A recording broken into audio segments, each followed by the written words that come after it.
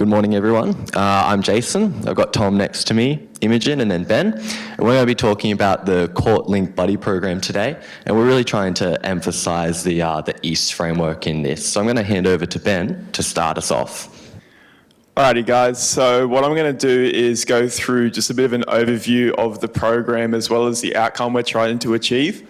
So you can see here from the infograph, what we're trying to do is pair someone in the early stages of the Court Link program and someone with the later stages of the Court Link program through a monitored buddy meeting. So within these meetings here, we're going to try and establish 2 or 3 meetings between these participants.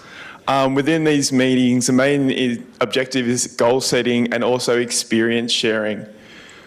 So as I'll touch on in a minute, the main goal of these meetings or this program is to raise the retention rates within the Court Link program. And then we see that by doing that, we're going to increase the program value, which will then also in turn increase the referral rates as the practitioners see this as a more beneficial program.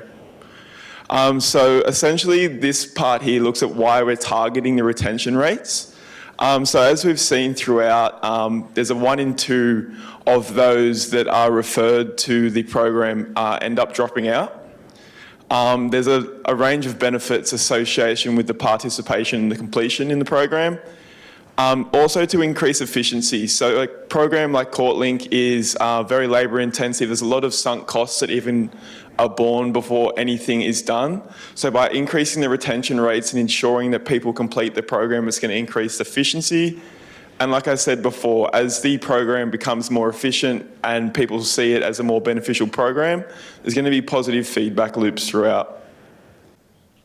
So briefly on some of the key contextual issues we have identified through listening to the Court Link presentations and reading the brief. So firstly, we see that there's a fairly steady rate of referrals going on, and there's also a pretty proactive referral process with those Court Link officers going to the points and being present with the defendants, right? So we think that these referral processes are quite good, but we see that only half of those actually who are admitted to case management are completing that course, right? And the biggest benefit comes to those individuals when they're having that full completion. So we think that the biggest value add for us is going to come when we can increase the retention rate, and converting those people from referral to retention will mean that we are better at meeting, filling up the capacity of those 2 Court Link officers per site and increasing the efficiency of the program.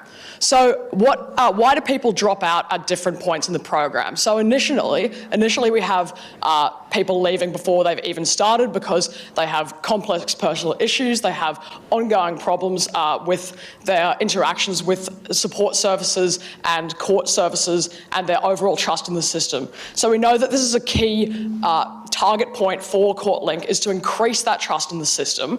So we think that even the best and kindest kind of case manager is still going to be part of that system in their eyes. So we think a buddy system is really important to bring a different messenger through, right? So secondly, in weeks 1 to 4, often dropouts happen, we hear, because of a difficulty making contact. So once that contact's established in weeks 5 to 8, what we're calling stage 2, a lack of progress can lead to a lack of motivation, a sense of plateauing. So this is another point we'll be touching with our nudge by making that motivation really clear. Lastly, in weeks 9 to 12, we hear that we're often really on track for completion by this point, so these people are fairly stable. I got it. Oh, yeah, sorry. You got 2 mics.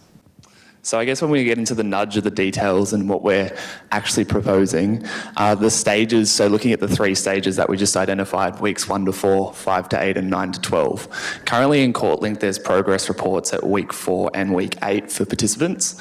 So what we're looking at doing for starters involved in the program, the engagement with the buddy will be in weeks 3 to 6 for them, and that's determined at the discretion of the case manager. So what we're looking to do is, once contact's established and that relationship's established with the case manager, we're looking to pair that starter in weeks 3 to 6 with a buddy that's at the end of the program after their second progress report in around week 10. So from there, those people have common case managers, so that relationship's already established, and that case manager acts as a mediator of someone that can facilitate that relationship, particularly in that initial conversation and that meetup, which becomes is a new experience for those participants. So when we think about how the meetings will actually work, we're proposing that there'll be 2 to 3 meetings in total, and they'll be spaced 2 weeks apart. So as they kind of check in with each other and have these different conversations, they'll have the opportunity to kind of reflect on progress made between the 2 meetings. So it's at a significant gap where there'll actually be improvement, hopefully, and I guess the routines and behaviours of particularly the starter, and the buddy can kind of act as a bit of a check-in for that.